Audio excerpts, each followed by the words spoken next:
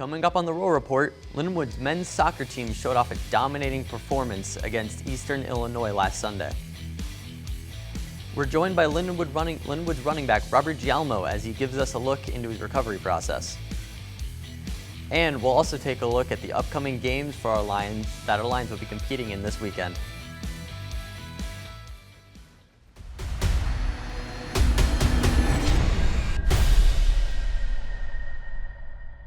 Welcome to the Roll Report. I'm your host, David Cruz.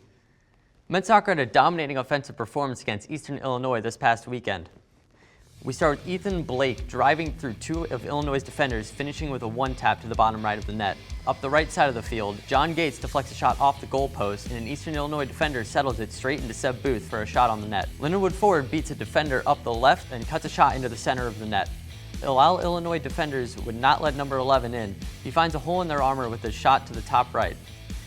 The Lions coming out of the corner with a far kick, sending the ball to Jermaine Montour, who heads the ball into the top right corner. And just look at how ecstatic he is after that play. Our women's team also had a showing this weekend. Mackenzie Compton with a clean shot to the back post. But the Lions did not stop there, keeping the pressure on USI's keeper with plays like this, where Lindenwood defender clears the ball for our forward to beat the defender, forcing the keeper to come out and defend. Or here as Ava Blum passes Compton for a one-tap shot on goal. And all that pressure finally forms a crack as number 12 jukes USI's defenders with a spin for a shot that forces the goalie to deflect, and Compton picks it up for the goal. Now we're going to replay this and look at the distance Mackenzie needed to cover to get to the ball. And for a little cherry on top, she performs a nutmeg for the goal. Lions football stayed home this week to defend against Tennessee State. Lindenwood started off strong with a long run by Steve Hall to put Nate Glantz in position for a down center pass to Jeff Cadwell for the first touchdown of the game. The Lions were not done, however, as number 92 deflects a pass into the arms of Fran Cadwell to run it into the end zone to put the Lions up 14-0. And everyone was ecstatic off of that play as a team celebration ensued. There was a great communication on the field between the Lions. As soon as that ball was up in the air, there were calls, and there was Cadwell to answer those calls.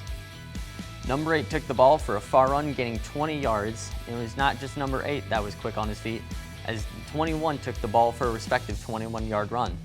The next play, instead of showing off just speed, brute force was also added, as 21 forces a few extra yards by busting through the defensive line. All of these plays, while did not result in a touchdown, allowed for an easy field goal for the Lions. This weekend, in a two-game series against IUE Cougars, the Lions met a good matchup. Lindenwood women's volleyball team lost the first game Friday to 3-1 sets. The Lions had been on a 4-game winning streak up until this point, so the game really re-sparked a flame to get back and win on home turf. They proved that they could do it Saturday by winning a tough 3-2 set. All the Lions hitters were ready, showing up in the game. Autumn Bax and Rebecca Yankee being the top 2 players with games against the Cougars this weekend. Coming up on the Roll Report, Lindenwood's football running back Robert Giaimo is back in the game for the 2024 season, and we'll hear from him when we get back from break.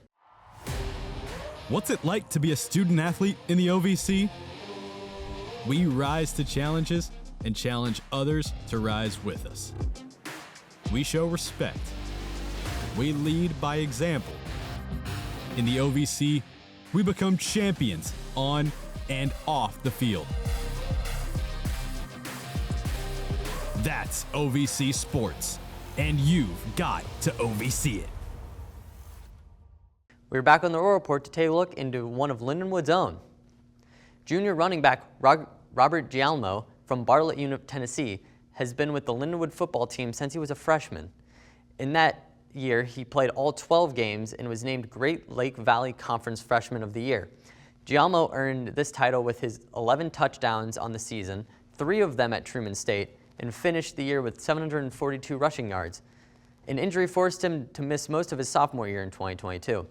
Because of this, he only played in 2 games. However, even with his limited field time, he still managed an average of a little over 53 rushing yards in the 2 games he played.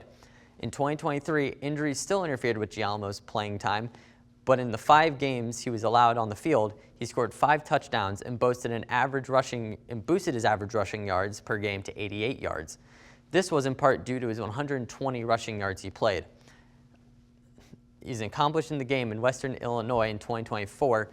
We've seen Giaimo healthy back out on the field, An impressive game from Giaimo so far this season was against St. Thomas. Not only did he block a field goal attempt, but he also ran a touchdown in his first this year. While Giaimo is still getting himself situated in the return to the game, he has never failed to make his presence known on the field from his freshman days all the way till now. Despite the injuries he's dealt with, could have given up after getting hurt, but he didn't. He stayed patient and waited it out. Trinity Rogers is with Robert Giaimo to discuss the comeback and how he's grown as a D1 athlete. Hi, good afternoon, and welcome to the Royal Report. I'm Trinity Rogers, and I'm here with Robert Giaimo. And today we're going to be interviewing Robert and asking him some questions on how it feels to be back on the field after these last 2 seasons. So Robert, how does it feel to be back on the field after missing most of these last 2 seasons? It's a blessing. It's really great to be back with the boys and being able to play alongside my brothers, and even so, just being able to be back on the field and have fun and playing football. That's wonderful. And I believe you got hurt at the start of the team's first year as a D1 school. What are some of your thoughts as you were realizing you would be out for some time? I mean, it was something I always thought about that I've always, I've been through it before. Excuse me. I've been through it before, and even though I've been through it before, I know the process of it, and I know I'll be back stronger and better. So. Amazing. And what was it like being out for 2 seasons, and how did you stay focused and committed to football when you couldn't participate in the game? Being able to participate in the meetings rooms and film sessions, and being able to be that extra eye for the other players that are basically still playing for on the field. Being able to be that helping hand with them was kind of kept me engaged and kept me really bonded with the sports I love right now. Wonderful. And take us through the recovery process. What all did you do in that time to get back healthy? Really just taking what the trainers have told me to do, being able to, take everything slow, not trying to rush anything, and having that, support system as well with me as well to, get me through one point in time. And what was the toughest part about your recovery? Not being able to be on the field, not being able to be more active as I usually be, but I know that over time I can start seeing myself get back on the field, and it kind of just takes a little moment to really get understanding of it. Okay. And was there any mental challenge about getting back on the field, or did it feel natural to jump right back into the game? Before getting on the field, it was a little bit of it, but after finally being able to run and do everything I can do, it kind of felt really natural, and it felt like I was free. Felt amazing. Okay. And you scored a touchdown in a win over St. Thomas a few weeks ago. Congratulations, by the way. And you and your teammates were all celebrating with each other in the end zone. Can you take us through that moment and what that touchdown meant to you? It was a special moment for me. It meant everything to me for me to have that chance to score a touchdown in the collegiate level. You'll see on the film that I did a little cross symbol pointed to the sky. It was honoring my brother, a close friend from back at home. He recently passed away, and it was something really special to me to be able to have that kind of game and to be there in that moment. I'm really sorry for your loss, and that was really beautiful, and I know your friend is really proud of you. Mm-hmm. And what's something your football career has taught you as both an athlete and as a person? Things are not given to you easily, and you have to work for certain stuff to get what you want to do in life. Don't let the opportunity slip out of your way, because when the opportunity is given to you, take it. Don't let that go. So I really just taking every moment and being able to enjoy the moment that you have right there in that moment. It's not to stress too much about the future or think too much about the past. That's really beautiful. I really love that. And can you offer some advice to someone who is dealing with their own injury and absence from the game? I'll definitely say don't give up, especially with the goals that you have in front of you, because those goals are going to stay as it is right now, even though you're injured. But just really stay true to the goal. Stay with your significant others. Stay with your, whoa, that didn't sound right. It's okay, it's okay. But that is a good thing as well. Have a close circle within you that'll help you out throughout those problems and stress and even difficulties through the injuries. Another thing that kind of helped me was, praying to God and having the opportunity to give all my stress and worries to Him. Amen. And being able to just take one day at a time and put my trust into Him. Amen. Amen to that. Love that. It's your junior year, and you're back in the game. What are you looking forward to for the rest of the season? Really just being able to get back on the field with everyone, being able to play the sport that I love with the brothers, and being able to learn more stuff about the game of football. And it really is a blessing to be able to play with everyone and just to get the opportunity to do what the best I can to be able to get this conference ring for everyone and bring it back home for Lindenwood. Wonderful. That is incredible. All right, everyone, we're about to take a short break. Thank you so much, Robert, for your time, and good luck this weekend. Thank you. Are you ready for college? I get it. It's a big decision. But I think Lindenwood University can make your choice a whole lot easier.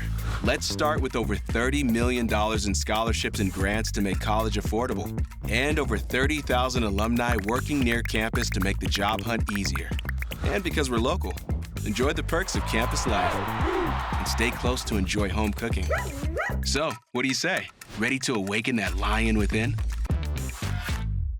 Welcome back to the Roar Report. We'll now look ahead to all of the Lindenwood Athletics action coming up over this next week. First up, on Thursday and Friday, the women's volleyball team will take on Tennessee Tech inside Highland Arena. Tennessee Tech is the only undefeated team left in the OVC with a 4-0 record, while Lindenwood has only suffered a single loss. Lindenwood also has the best offense in the OVC, averaging the most points per set, kills per set, assists per set, and hitting percentage, with Tennessee Tech averaging the second most offense. This Saturday, the Lindenwood football team will take on Charleston Southern Buccaneers in a crucial matchup for both teams. Lindenwood is looking to bounce back after a tough loss last week, while Charleston Southern aims to continue building momentum after their recent victory. The Lions are currently sitting at 2-4 and are eager to regain their footing in the conference standings. All eyes will be on the quarterback Nate Glantz to see if he can bounce back after last week's game, and team leading wide receiver Jeff Cadwell, who is averaging 92.2 yards per game. And the Lindenwood softball team continues their fall ball schedule against Jefferson College on Saturday. The Lions are looking to build on their recent success and keep their momentum going in as they face Jefferson. Knowing Jefferson, known for its strong pitching and aggressive base running, the Lions have shown solid performances both at the plate and in the field so far this fall. First pitch will be at 10 a.m. at the Lou Bronx Sports Complex. The Lindenwood women's rugby team is set to face off against Southern Nazarene University in what promises to be an intense matchup. The Lions are coming in strong, aiming to maintain their dominance on the field as they take on Southern Nazarene, looking for a statement win. Lindenwood showed dominance against this team last year as they beat them 48-15. They will look to repeat that performance again for a second straight year. Thank you for tuning in to the Roar Report this week, and we hope to see you out there supporting our Lions.